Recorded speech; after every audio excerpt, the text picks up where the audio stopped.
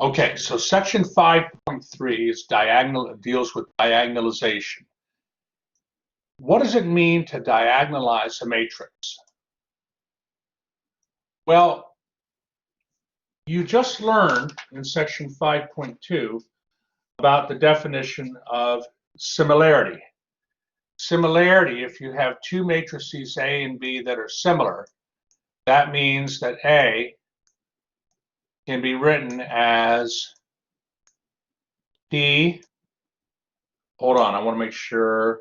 Yeah. If matrices A and B are similar, that means that the matrix A can be written as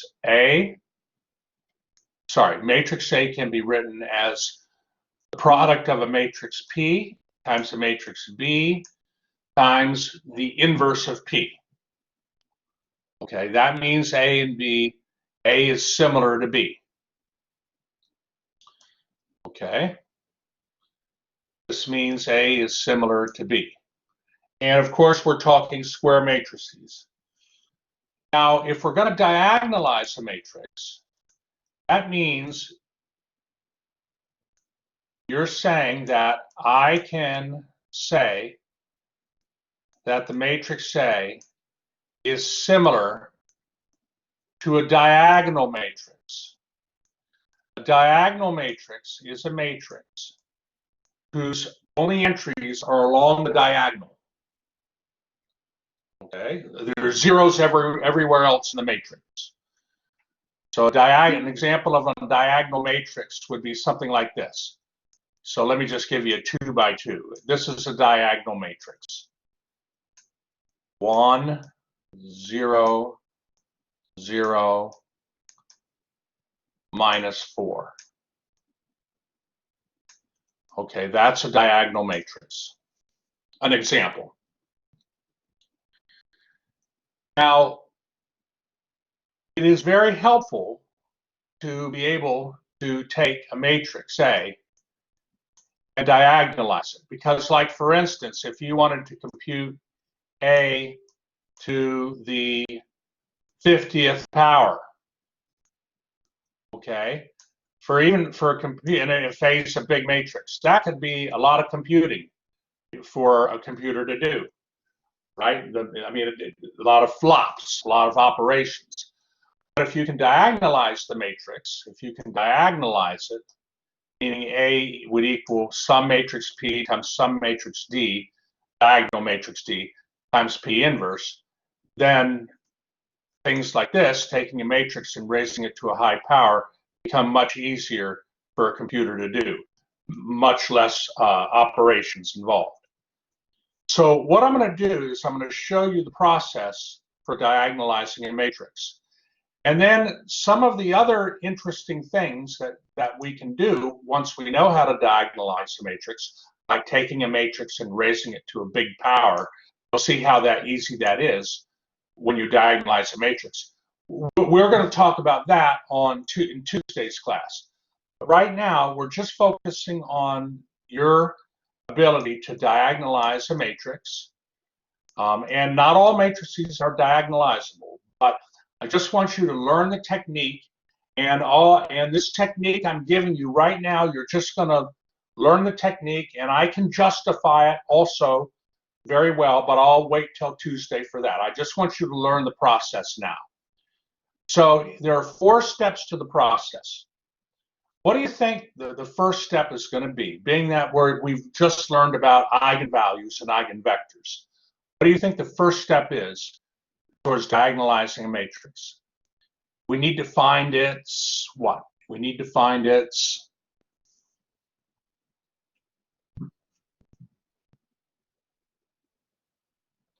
it begins with an E.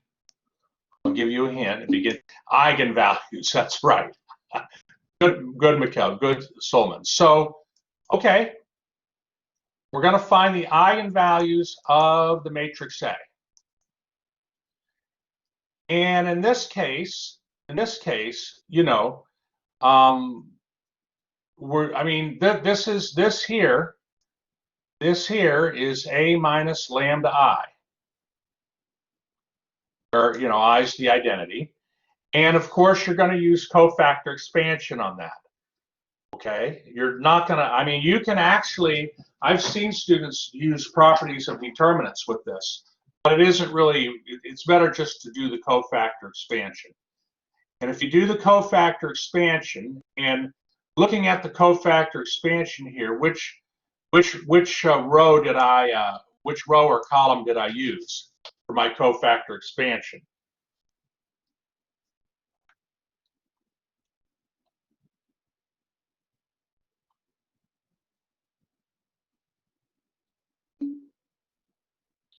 Okay, was it the first column?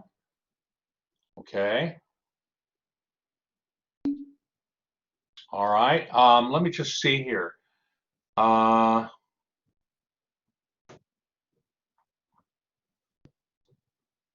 right.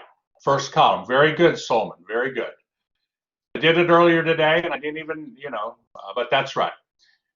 So you do the cofactor expansion, and then you work, you have, I mean, what I'm showing you here is the process, right? You're going to get a polynomial in terms of lambda,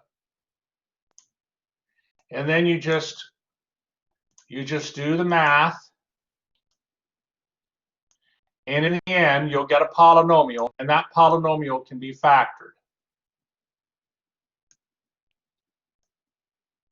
Now, what's nice about the homework in section 5.3 is that you don't, I think for the problems there, you don't have to do, I mean, I think they give you the eigenvalues. They give you the eigenvalues. They're nice. They don't want you, I mean, it takes time, right, to multiply all this out and then figure out what the factors are and write the polynomial in factored form. It takes time. And they don't want you to worry about that. But I'm just showing you the full process. But in the homework, for most of the problems, they're going to, for 3x3 matrices and 4x4 matrices, they're going to tell you the eigenvalues. Okay, they'll tell you. And of course, by the way, if you have a triangular matrix, you know the eigenvalues are along what? In a triangular matrix. Meaning zeros in the bottom left triangle or the top right triangle. The eigenvalues will be along the diagonal. So we have the eigenvalues, okay? And the two eigenvalues we have here, okay, based on the factored form, based on the characteristic equation, the two eigenvalues are lambda 1 equals 1 and lambda 2 equals -2. Lambda 1 equals 1 is multiplicity 1, lambda 2 equals -2 is multiplicity 2. So now we have the eigenvalues. Okay, now we have the eigenvalues. Okay, let me go back to the previous page. I want to make sure I'm not going too fast. And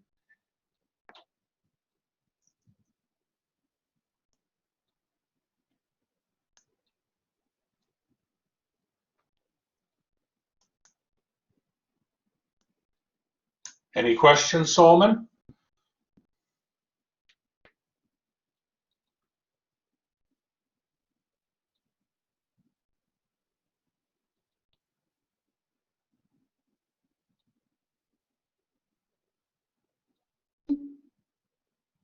Okay, you're copying?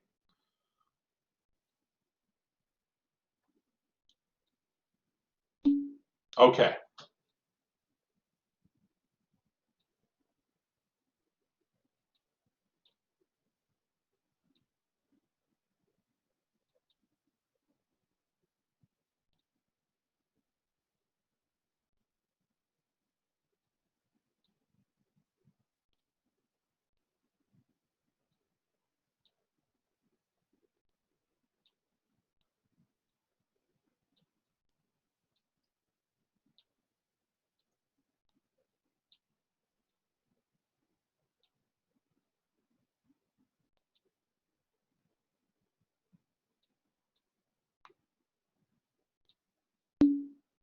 Okay. All right, very good. All right, so now we know that we have two eigenvalues, lambda 1 equals 1 and lambda 2 equals -2. And these are the corresponding multiplicities. Now, once we found the eigenvalues, what's the next natural thing to find after the eigenvalues?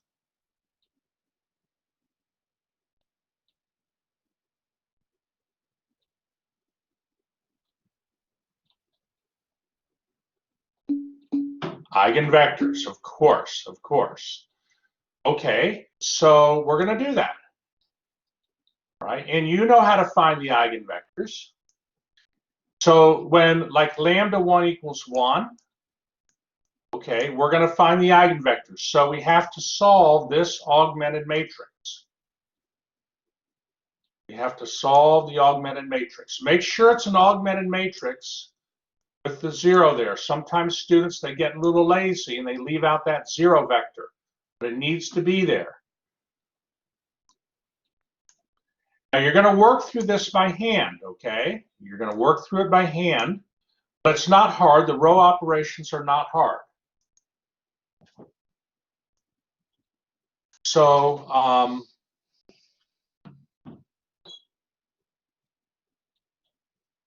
what we did here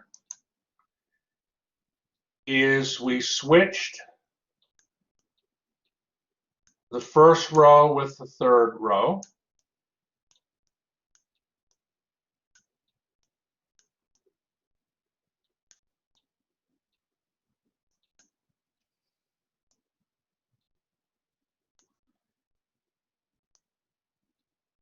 Okay, and again, we're going to find the eigenvectors. We have to find 3 linearly independent eigenvectors because those are going to be, those eigenvectors are going to form the columns of our matrix P. So I'm going after the eigenspace for lambda 1 equals 1. Okay.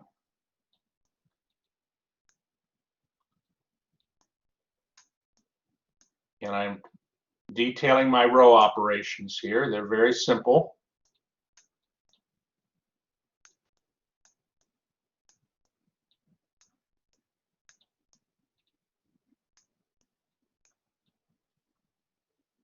So then I multiplied the first row by a third and put the result in the first row.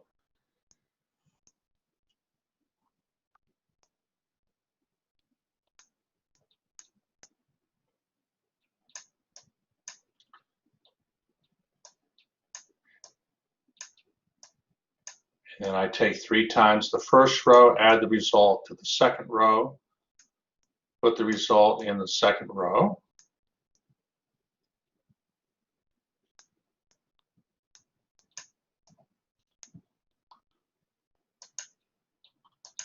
That's a weak arrow. We're going to make that better.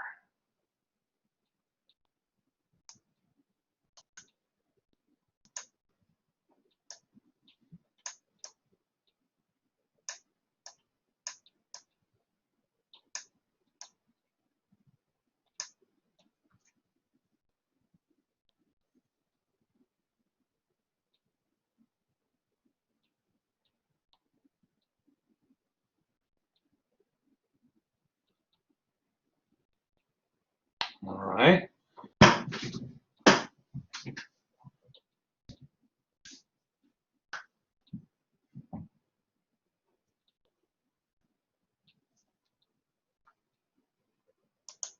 Right, and now we want to get a 0 here. So we'll use the -3 above it as a pivot.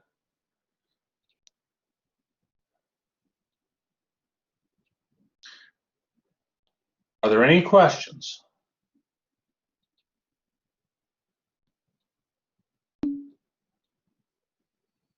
All right.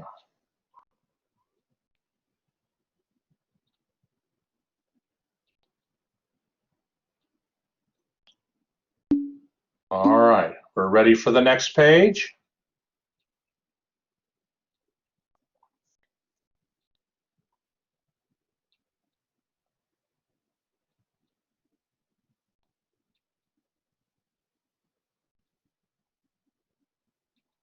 Okay, okay. We're just going to continue the row operations. Okay, we're just going to continue them. So let me see here. Hold on, did I? Oh wait, hold on. I think I left out. One moment.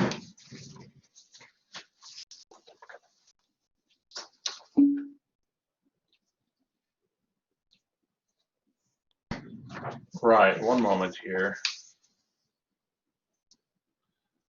Oh, okay. So now what I'm going to do is multiply the second row by negative a third.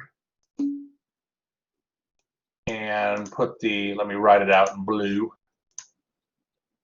Second row by negative a third.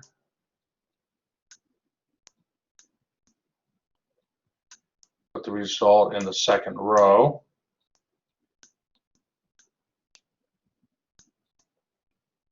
And then indeed, I take negative 3 times the second row,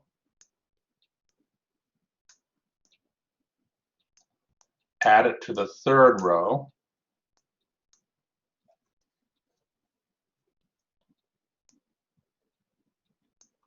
so I guess I did something a little different before there, but that's fine.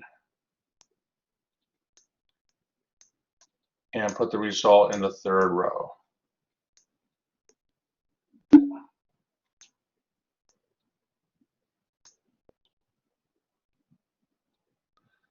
Okay, yeah, I could have just done that, Solomon, without getting the ones here. I agree. I guess I'm so used to getting those pivots, those ones in, like the pivot ones. But that's right, absolutely. So now we have one free variable, and we have two basic variables. X3 is free, X2 equals negative 3, and X1 equals negative X2. But remember, X2 is negative X3. So X1 is X3. And so now my vector X, which is X1, X2, X3, well, now I replace X1 with X3, X2 with negative X3, and I leave X3 alone. And then I factor out the parameter X3, free variable. And so for a basis for my eigenspace is going to be just one vector, 1, negative 1, 1. And I'll note that the dimension of this eigenspace is 1. Remember, the multiplicity for the lambda 1 equals 1, that eigenvalue, the multiplicity was 1. Well, the dimension of the eigenspace is 1 also. Okay, the dimension of the eigenspace is 1 also. Okay, so that's no accident. That's no accident. Now what we have to do is we have to go and find the eigenvalues. Well, we found a basis for this eigenspace. Now we have to find a basis for the eigenspace corresponding to lambda 2 equals negative 2. All right, so I'll move to the next page if when you're ready.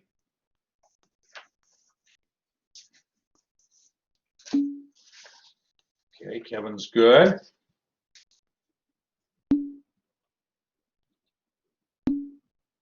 All right, well then let's go forward here. So again, you solve this augmented matrix. Okay, and you work out the D. I mean, you know, here's the. I mean, this is even easier, right? Take a third times the first row here. Put the result in the first row.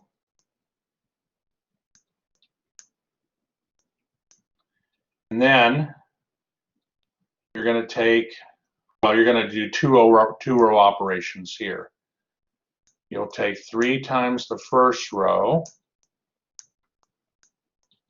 add it to the second row, and put the result in the second row. Christy says I'm getting, I think it was Christy and somebody else said maybe Diva Hari was neat. I'm getting neater with the pen, so I like that. A couple people said it, but forgive me if I didn't get the name. Whoever said it, if I didn't include you, I didn't mean that. I didn't mean to not include you.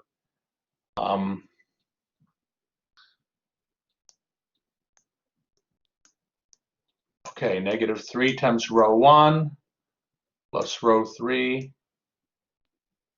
Put the result in row 3.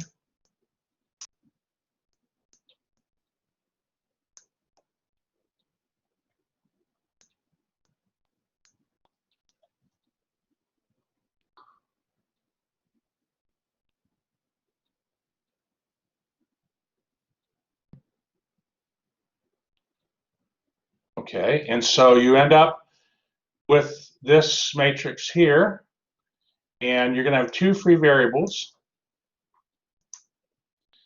And so then your eigenspace of the, you're finding, right, the eigenspace of the matrix here, A plus 2i. No, I'm not saying that right. You're finding the null space of the matrix A plus 2i. You're finding the null space. An eigenspace is a null space. And we found the null space of the matrix A plus 2 times the identity. So we write that null space in parametric vector form. And that's going to give us 2 basis vectors for our eigenspace.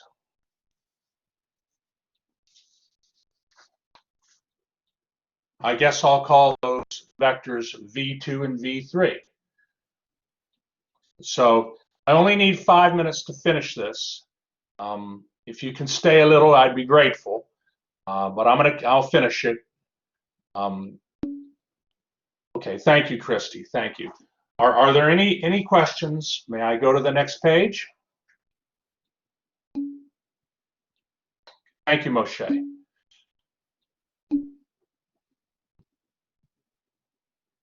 Thank you, Ryan. Thank you, Matthew. All right. So now that we have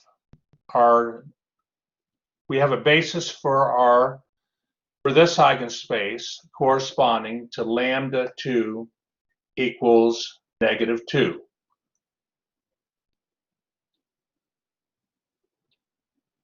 Okay, so there it is. And here it is. And notice the dimension of this eigenspace is 2. The multiplicity for the eigenvalue lambda 2 equals -2 was 2. The dimension of the eigenspace is 2 as well. That's no accident. That is true. It will match. There's a theorem 7 in the book, theorem 7b, that talks about that. Theorem 7b in section 5.3. So now what we have to do is we have to construct this matrix P, because remember, if A is diagonalizable, that means A equals P times D times P inverse. The way you construct the matrix P is you write the columns of matrix P as you have the 3 eigenvectors you found. Those will be the columns of your matrix P. And incidentally, the 3 columns will form a linearly independent set. Well, they do form a linearly independent set. And because of that, you can construct your matrix P. Matrix P, the columns have to be linearly independent, right? The eigenvectors have to be linearly independent because matrix P is going to be, we want matrix P to be what? We want matrix P to be a special word, okay? Invertible, that's right, Mikkel. So if the matrix P is going to be invertible, remember, we want to show that A equals P times a diagonal matrix D times P inverse. So if a matrix is invertible by the invertible matrix theorem, its columns have to be linearly independent. So P, we write in its columns as these three linearly independent eigenvectors. And this procedure will work, and I can justify it in Tuesday's class, but they do give a proof, theorem 5, the diagonalization theorem, theorem 5, section 5.3. They go through a proof of that. It's called the diagonalization theorem. Now we know what P is. The fourth thing to do, the last thing we need to do, is find the matrix D. So we know what P is, hence we know what P inverse is. Okay, we know what P inverse is. Okay, and we can find the matrix D. Also, we need that. How do you get the matrix D? D is the matrix that has what along its diagonal? It has what? What are these? Eigenvalues. That's right, Matthew. And you notice the eigenvalues are in the same order as the eigenvectors. The eigenvector 1, negative 1, 1 correspond to the eigenvalue 1. The other two eigenvectors, the last two, corresponded to the last two eigenvectors corresponded to the eigenvalue negative 2. P and D will always have the same dimension, Matthew. That's correct. That's absolutely correct. P and D are going to have will be square matrices. So now you found P, D. And are there any questions? I have just one more statement to make here on the last page. Are there any questions at all?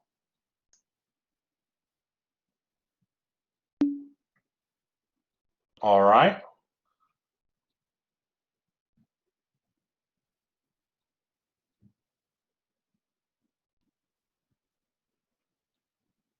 Christy's good. Sega's good. Okay, Robin's good. Wonderful. All right. Well,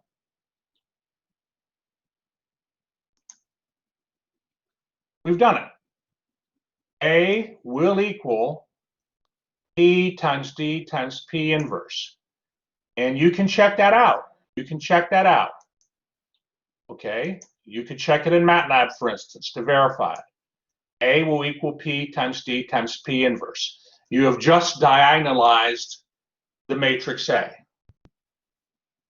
Now, not all matrices are diagonalizable, okay? But this one was. And you can verify this in MATLAB. And you're going to see how important this is. Are there any questions?